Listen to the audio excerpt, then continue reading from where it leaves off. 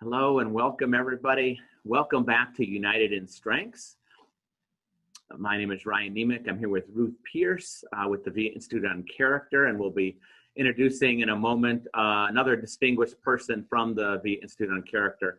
But first, for those of you that are new, I want to make sure that I share a little bit about what we do here with our community. This is your community, your opportunity to connect with one another around character strengths. And we have the tagline of breathe, remember, and connect. Those three words help to kind of guide these sessions and guide our community. To remember to pause to breathe at these times of stress and uncertainty, and to remember that we can do that at any moment.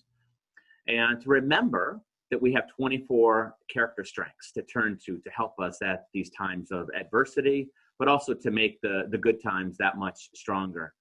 And then third, connect. To remind ourselves to connect with the people in our life and to have that be our default in our minds, to try to connect even more with people at this time, even doing so in a physically distant way. So that's our tagline. And with that, let's move right into an introduction to our special guest. So welcome Dr. Donna Mayerson, who is VIA's practice director and VIA board member for the nonprofit VIA Institute on Character here. Donna is a clinical psychologist. She's also the former co-founder and chief coaching officer of Hummingbird Coaching Services, which was a very distinct organization. It was a top 10 U.S. healthcare company before it was sold to the major insurance company Humana. She's also known as VIA's resident storyteller. So you will hear some stories today, which is a big time plus for you all. And by the way, the shoe tying incident that I shared during the kindness session, for those that were here when I talked about the strength of kindness, the example of the shoe tying in the airport, that was Donna. I won't retell that whole story, but go back to the kindness session and listen to that. So I want to actually set the stage a little bit more beyond those formalities about Donna. So Donna has a wealth of experiences that we're going to do the best we can to tap into in the clinical world, the coaching world, and the consulting world. So we want to kind of mine through some of the ways that she helps people through a variety of very unique situations. People that are undergoing enormous suffering, enormous struggles. And so to give a couple quick examples of what we're going to tap into, she does all sorts of work with what's called the Innocence Project, which is a nonprofit organization that is spread throughout the United States that fights for justice for those wrongfully convicted and imprisoned. Sometimes those people are imprisoned for life, sometimes on death row. So she helps the lawyers who work tirelessly with people for years and years and decades, sometimes on individual prisoners' cases. So she helps the lawyers with their self-care, and she helps the people that help the lawyers, the interns. She helps the exonerees, so those people that are released, having been wrongfully convicted, she helps them to find new life in this world, to kind of reinvent their life, to refine themselves, as well as working with the exonerees as families. So very, very unique work, and we're going to be learning a little bit about this and the role of character strengths in this. We'll also tap a little bit into some of the local nonprofit organizations that she works with character strengths, from leadership teams to different teams of employees. And this spans people that are trying to help others to return to work, people who are victims of human trafficking, and to other nonprofits such as a Holocaust and Humanities Museum that's working to help people to become upstanders in the community. So all sorts of stuff here. And our hope is that you'll be able to find yourself in some of these stories. You'll be able to make the connections with yourself, to remember some of these things and the wisdom that she'll offer here. You'll hear sort of how some people are transcending their suffering and their struggles, so that you'll be able to apply it right away to your own mental health. So these examples then are sort of a return to our mental health, or a deepening of our own mental health, a return or a deepening of our own work-life balance, finding goodness amongst the chaos and the struggles, and hearing and learning from other people's growth so that can inform our own. So let's get right to it. So first of all, welcome, Donna. It's a great pleasure to have you here, my friend and colleague. Hi, Ryan. Thanks so much for the kind introduction. Of course, of course. So let's maybe start with a general question on work-life balance. What are some of your observations of some of the people that you work with and have worked with on trying to find this thing called work-life balance during the pandemic? I think this is a tricky question because it's so hard for so many people. And I think, there are people from all over the world on this call, and I appreciate that. And we experience things in different ways. But I'll give you a little bit about some of the work that I've done with the attorneys at the Innocence Project. Great. When the pandemic first hit and everyone had to stay at home and change their uh, whole work environment at home, or rather, they changed their whole home environment to be a work environment. Um, at the very beginning of that, it was a major adjustment. It was really difficult for so many people. And for some of the people that I was working with, it had the, in some ways, a little bit of a silver lining at the front end. And they were able to spend time with family in different ways, spend time with their kids in different ways. It sort of felt in ways like if you got like a snow day or a day off at work, where you could really, appreciate like I'm home now and I've got my kids around and this is a really incredible opportunity and wonder what that could be like. So at the beginning, there were some moments of joy that happened with a number of people around time that they hadn't had before at home. And that lasted for some time until the pressures of that started to mount with people. And so of late, I've noticed that home and work has flipped for a number of people, where home used to be sort of a refuge and a place in which you could really sort of have downtime and relax. For a lot of people, home has become stressful and completely a work environment. So those moments of joy that you could spend with your kids or that you could spend with your partner have started to get smaller and smaller and more stressed. So some of my work has been around how to shift the balance, how to still look for those moments, how to recognize that home has become a work environment and that it's challenging and important to try to find a balance within that now home work environment. So some of that has been, I've noticed that. Yeah, yeah. Is there, any particular character strength or approach there that's helpful for finding that balance? Or an example there with any of the people any of the attorneys that you've worked with? I think it's individually what their signature strengths are and what brings them to some sense of who they really are in the moment. So we can get so caught up in the activities that we're engaged in that we lose sight of the moment.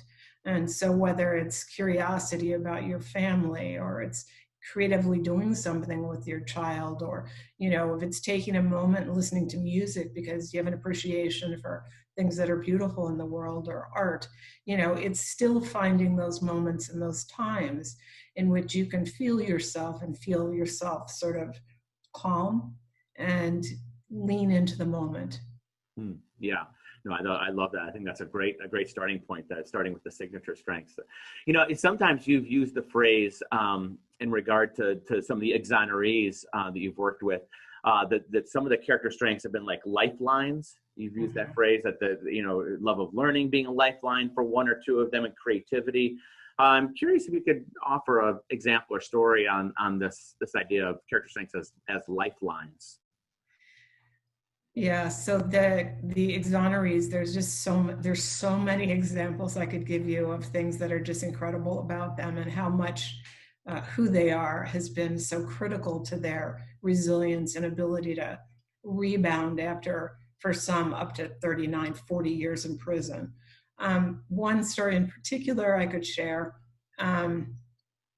is an individual who was on death row for a while. And when he went in, he was innocent and he was very, very angry and very hurt and broken by it. And so he struggled for a long time to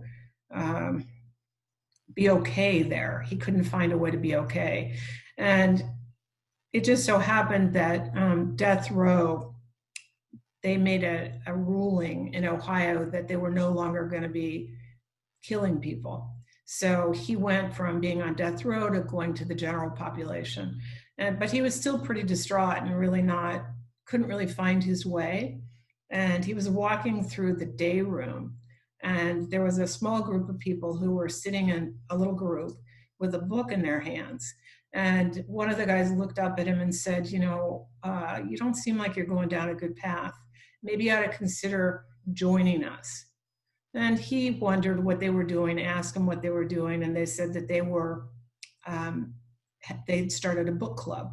And the only rule of the book club was that you had to read the book and you had to come in with something to say about the book.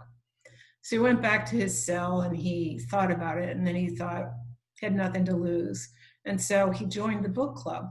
And then for him, what he realized in the moment was that he completely, totally loved learning, and that reading was freedom for him.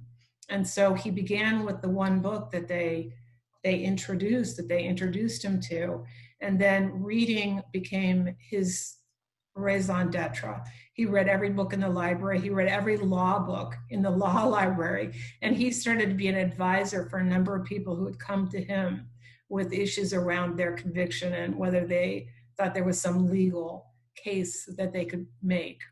He became an advisor. So beautiful. I mean, just that lifeline of that particular character strength, and it just opened them up in so many unique ways. And it just makes me think about, what are our own unique character strength lifelines when we're really suffering, when we're really down. What do we turn to? And are we cognizant and mindful to even turn to them? Oftentimes we forget, we get lost in our suffering. Another thing I wanted to ask you about that I know you've talked about is what happens for people with meaning versus pleasure. This is a topic that, we talked about this either last week or 2 weeks ago in the community here. Someone was asking a question about happiness and we were talking about the different types of happiness, of the meaning pathway and then the pleasure pathway. And I know you found some insights in regard to exonerees around that too. Could you share about that? I thought you were going to go in a different direction, but I'll rethink that for a sec. I was thinking, so in terms of pathways to happiness, pleasure is a pathway, meaning is a pathway, but it's sort of the balance between those that sort of makes a difference, right? So the example I thought you were going to go to was for myself, that meaning is I've been driven by meaning for most of my adult life. The work I do and how I engage with people is around relationship and meaning. And pleasure for me has fallen to the back on the back burner. It just, I didn't really notice it until I started sort of studying this work and looking at myself and realizing that I was missing moments. And that meaning, while I was driven by meaning, that it wasn't enough for me to really feel a greater level of life satisfaction without a dose of pleasure in there and savoring the moment and really sitting and pausing. And there's just so much about the work that you do, Ryan, around pausing and taking in the moment and really savoring. And that has made a huge difference for me in the work that I do, but also in my relationships with others in my life. So really finding that balance between the two and, or in some cases going right after the one. Yeah, I remember you saying something also where I was kind of going with it too, is you had mentioned about in interviewing a number of different exonerees that many would think that they would be happy by doing super pleasurable things, having sex or, drinking or certain things now that they're free, but that they discovered a deeper meaning that was more important for them. And, yeah. So I think what you're referring to is I think sort of stunned by having a conversation or running a group with a number of them And they started talking about what they thought was going to make them happy when they got released. And it was, things that you would imagine that people would think about when you're sitting in a cell and thinking about life on the outside, what you're deprived of. So a lot had to do with money and physical attraction and satisfaction, so they thought of sexual relationships and having money and being able to do things and that sort of thing. And so some of them, when they got out, that's what they did. They acted on that. Some of them got settlements, a lot of money, but what they realized pretty quickly into it was that they weren't happy with that. It wasn't making them happier or satisfied with their lives. It was just complicating things.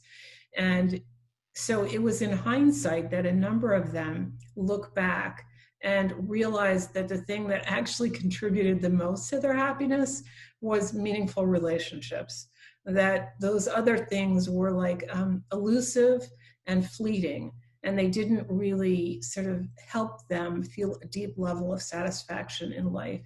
And it was only through loving relationships and connection with other people that they really began to feel that satisfaction and that calm. Yeah, so powerful. One other question on the sort of the Innocence Project work, then maybe we can turn to some of the other things, other nonprofits you've worked with. And I'm just curious, we talk here in the United in Strengths community about racism and anti-racism, and obviously the prison setting, racism is so high there with the hugely disproportionate number of Black individuals in prison and wrongfully convicted. And I know you've been working with the Innocence Project for many years, preceding everything that's happened since the George Floyd murder this year. So I'm curious, if what's been happening in the United States and the uprising and so many communities, if that has brought you to change in any of your thinking about everything that you've observed, before and after, and just what's your take about everything, the role of character strengths and.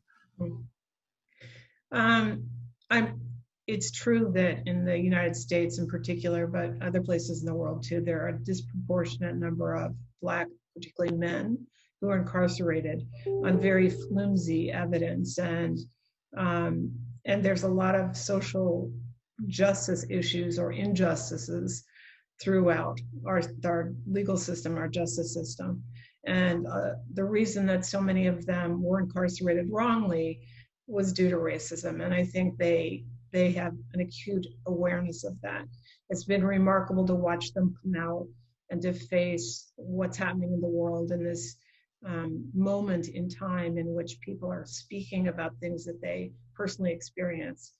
But for myself, I think that it's really broadened my understanding of the conditions under which they were incarcerated, and how that has impacted them and how that continues to impact their families. So that's been very enlightening and sometimes painful to see. But I will say one thing that's remarkable to me, sort of across the board, about the individuals that I've worked with.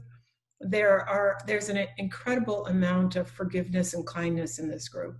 And I see so many of them give back to their communities in ways that kind of are awesome and incredible and moving, and give me faith in the human spirit that you can undergo lots of horrors and trauma, and you can still come out the other side and lean into the better parts of your nature and contribute to the world in this way that really makes a difference. Isn't that incredible? I mean, wrongfully convicted for 40 years and then coming out with an energy around forgiveness and kindness and giving back to the community, the hope, strength. I mean, it's just amazing. I mean, how do they do it? How do you think they're tapping into these strengths to do it? Yeah, I asked a number of them, like, what got them through. And they told me, really, it was remarkable how many of the words they used to describe the way they got through were words of strength, of their strengths, whether it be spirituality or whether it was this undying hope or whether it was relationship. They were drawn forward because they had kids that they were thinking of, and they just really survived. And I think their resilience was based on their strengths of character. Yeah. So switching gears to some of the other nonprofits you've worked with an organization that helps human trafficking victims, and you've worked with character strengths with that staff, with that team, in so many different ways. Is there, one or two key insights relating to character strengths and what you've done with them that you would want to share with the group here? Yeah, I love this this particular group. The staff of this organization, a number of them were also trafficked, and so they sort of rose up and became the professionals that work in the organization.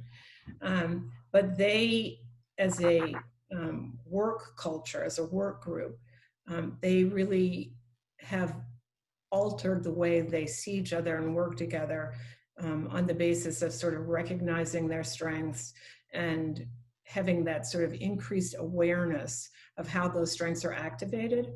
And then the work itself, it's been kind of magical to watch the way they've translated what they've learned about themselves, and they've learned about the value of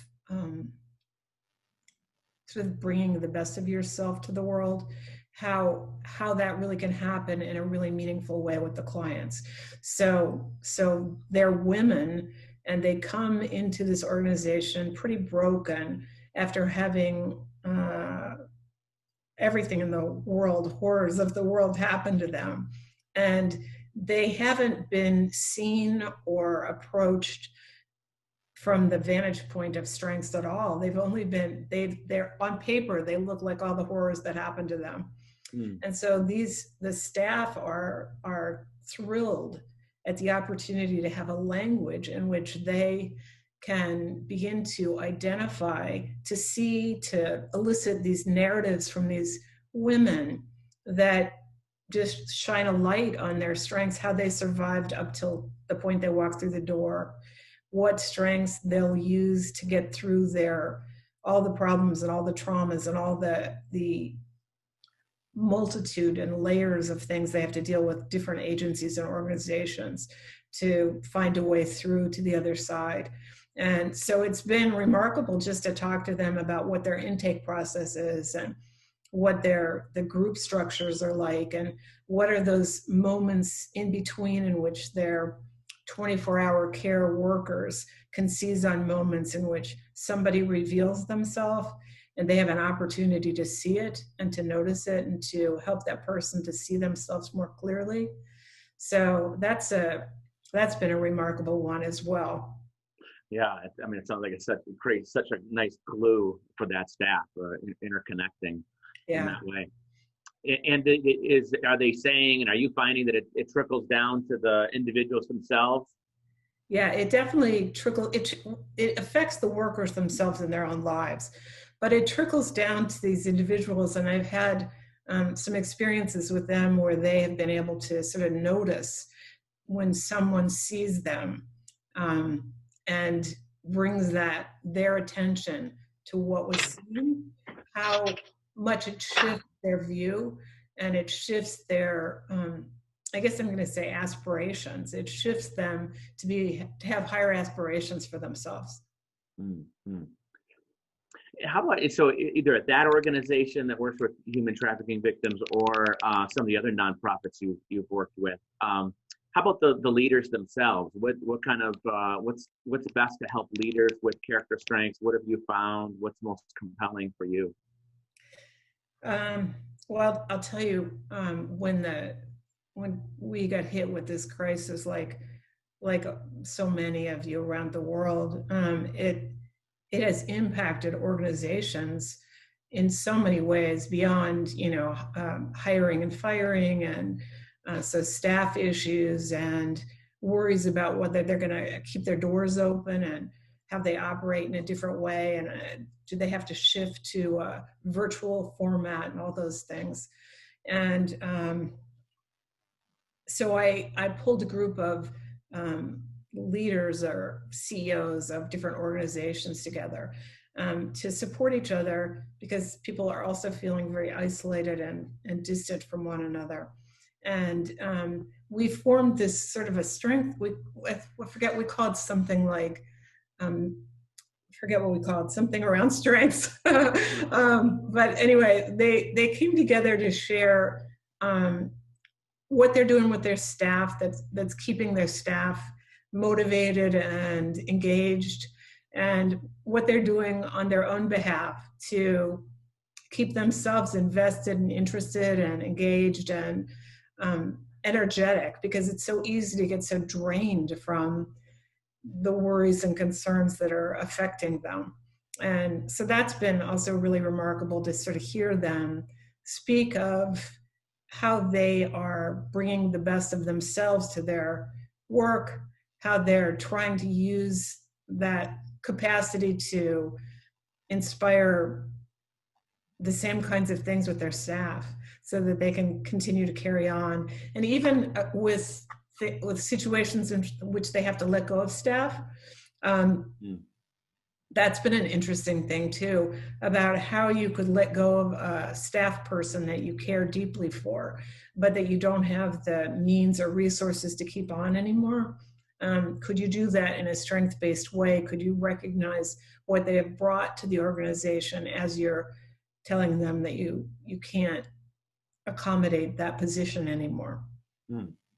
Brilliant. I mean, it's just something that's not thought of much, to be how to bring character strengths into that situation. Well, one more question before I know you have a character strengths-based activity for all of our community here to play around with. But so one more question. How about your character strengths? So what character strengths, because again, all these different scenarios, you've touched on so many different things already, and then there's so many more, of so many difficult scenarios. Which character strengths do you turn to, and how do you do so? So that's a little bit tied into this little exercise that we're going to do. Okay. So I could give some more examples, but I'll say that I think the through lines for me have to do with perspective and compassion. That in most of the work that I do, I think my ability to see the big picture in a compassionate way and to sort of sit back and hold space for people has been very, very helpful to me. Mm-hmm. Excellent. Yeah. Okay, so should we turn to an activity then? Okay. All right. Okay, everybody. So here's the setup of this activity. So this relates to something that we have sort of referred to as the difference between human beings and human doings. Because so often in life we are doing, and the human being part is sort of in the background or doesn't shine through. So I'm going to give you an example, and then I'm going to come around and ask you a question. So I offered a group to a small group of the exonerees who I have been working with for a long time and I care deeply for. And it had to do with money, so that was the source of that discussion that we began a little while ago. But it had to do with how they feel about getting settlements and having to sort of beg, borrow, and whatever to convince people that they were treated wrongly and they should receive a settlement so they can live a life. And it's incredibly traumatic and trying, and it's got all kinds of pieces and parts to it, and it's very fraught. So when I was thinking I was going to do it, hold this meeting together, because someone in particular asked me to do this, I got ready to do it, and I'm sitting here and I'm thinking, what do I know about talking to them about money? What's my experience of this? I don't have any expertise in what should happen or how it should happen. And so I was really kind of doubting myself. And it was not that long before I was having this meeting, and they were going to show up on my computer like you all are showing up. And so I happened to glance at my desk, and I have this frame on my desk that has, the photographs that keep changing, that electronic photo thing. And it was rotating pictures, and then it stopped on this picture. This is the perfect moment. You know how there's this synchronicity thing. And I looked up, and there's my dad in this picture. And I thought, oh my God, what would my dad tell me in this moment? Because my dad knew me. And what I heard in my mind was him saying, be yourself, just be yourself. And that's what's needed in this moment. And so it was very calming for me. It was perfectly timed. And I thought, okay, what do I have to offer of who I am in this moment? And so I thought of my signature strengths. What I thought was, I don't have expertise on the subject matter, but I do have perspective. So I can share perspective if that's necessary, if it's needed, if they're asking for perspective. I have a ton of compassion, so I can listen with compassion, and I can share that when the time is right for that as well. And one of my top strengths is authenticity. And I think that if I'm not honest with them, I have nothing with them. I mean, they only trust me as far as I'm honest with them. And so that compassion, the perspective, the love that I have for them, let me hold space for them in that meeting. And it was a remarkable meeting. It let them do what they needed to do. They had more of the answers than I ever could possibly have had. And we had a very productive meeting together. So I was really struck by that moment of just being myself, bringing my strengths to the table, especially when my impulse or my inclination was to do something. And I thought, how many times are we in the position in our lives and in our jobs and even with our families where we feel like there's something we should be doing, we have to do something. So I thought it would be an interesting experiment to think for a moment of something that you had to do that you either didn't feel necessarily prepared to do, or it felt like what you could do wasn't everything that needed to be done. You couldn't actually do enough to fix the thing. So I want you to bring that to mind for a minute. I'll give you a couple of minutes to bring that situation to mind. And then once you have that in mind, jot down what your signature strengths are and how you think bringing your signature strengths, how activating those strengths might change or alter how you might be in the moment with that thing that you had to do.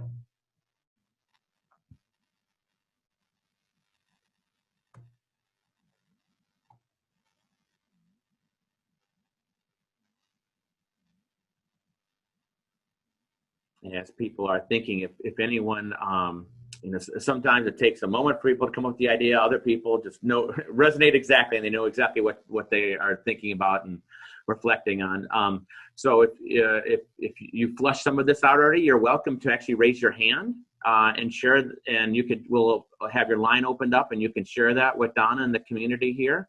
And you would just obviously share the situation that you're thinking about here, and then how a couple of your signature strengths, how you could use those strengths to be able to handle that situation in the future. So yeah, please just raise your hand if you like. Of course, you're also welcome to express in the chat. So feel free to type it out in the chat and we can read that aloud. But it would be great if we could hear a couple people live as well.